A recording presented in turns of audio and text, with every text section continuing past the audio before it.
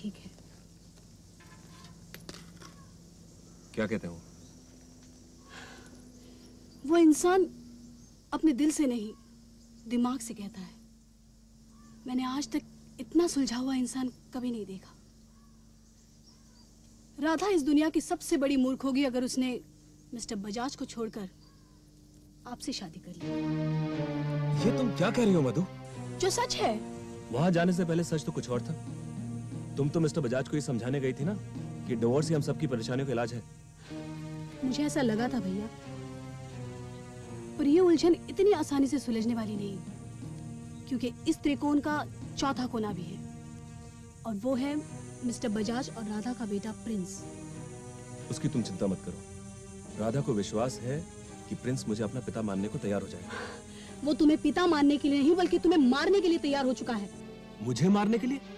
हाँ, उसने न्यूज़पेपर में एक न्यूज़ पढ़ी कि एक लड़के ने अपनी माँ और उसके प्रेमी की हत्या कर दी। बस वहीं पढ़कर उसने मिस्टर बजाज को फोन कर दिया कि वो तुम्हारा मर्डर कर देगा। ये हो ही नहीं सकता। 8 साल का बच्चा किसी के मर्डर करने की सोच ही नहीं सकता। ये एक झूठ है जो मिस्टर बजाज ने मुझे और राधा को डराने के लिए बोला है। तुम्हारा ये सोचना अपने हिसाब से बिल्कुल ठीक है भैया। तुम्हारी जगह कोई भी प्रेमी होता तो यही सोचता कि उसकी प्रेमिका का पति झूठ बोल रहा है। पर मैं मिस्टर बजाज से मिलकर आई। वो उन लोगों में से नहीं जो झूठ बोलते हैं। उनका सच ही इतना मजबूत है कि उन्हें झूठ के सहारे की जरूरत नहीं। क्या बात है? जब से तुम वहां से आई हो उनकी तारीफ ही करी जा रही है। इतनी बड़ी चोट खाकर बैठे हैं वो, पर होठों पर उफ नहीं, शिकायत नहीं।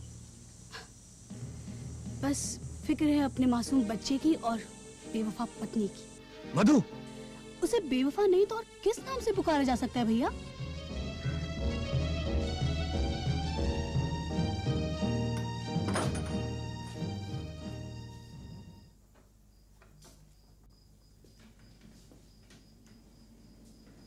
राधा, मैं कल सुबह प्रिंस को हॉस्टल से लेने जा रहा हूँ।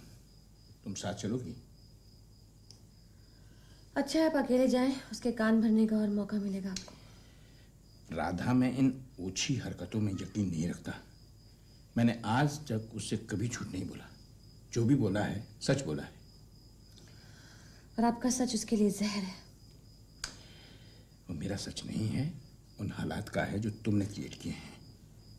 मैं जानती हूँ। मैंने तुमसे पूछा था कि तुम मेरे साथ प्रिंस को लेने के लिए चलोगी। मेरा और आपका साथ अब खत्म हो चुका है मिस्टर बजाज। ये आप क्यों नहीं समझते? अगर तुम ऐसा समझती हो तो तुम बहुत बदनसीब हो।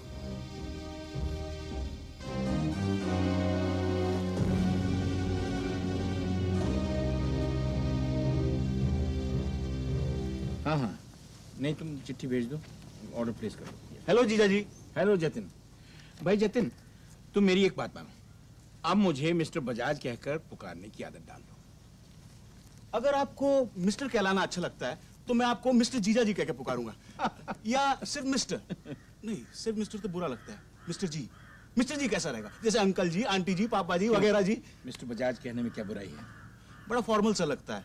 ऐसा लगता है कि आपको और हमारा कोई रिश्ता ही नहीं है। रिश्ते टूट भी तो जाते हैं जतिन, लेकिन हमारा रिश्ता नहीं टूटेगा। राधा दूसरों के लिए इतना कुछ करती है तो क्या वो आपके लिए, प्रिंस के लिए, उस मामूली आदमी को नहीं छोड़ सकती? दीपक मामूली आदमी नहीं है जतिन।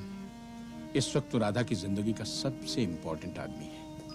प्रिंस से भी ज्यादा इंपॉर्टेंट शायद। मैंने राधा को कहा कि मैं प्रिंस को लेने जा रहा हूं, तुम भी मेरे साथ चलो। उसने इनकार कर दिया।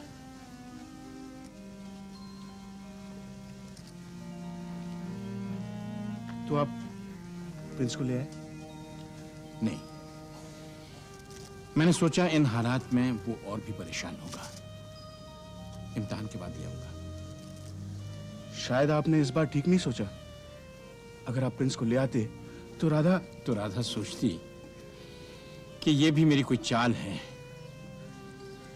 वो कहती कि मैं प्रिंस को इसलिए लाया हूं ताकि उसे जाने से रोक सकूं। मैं राधा से मिलके आता हूँ।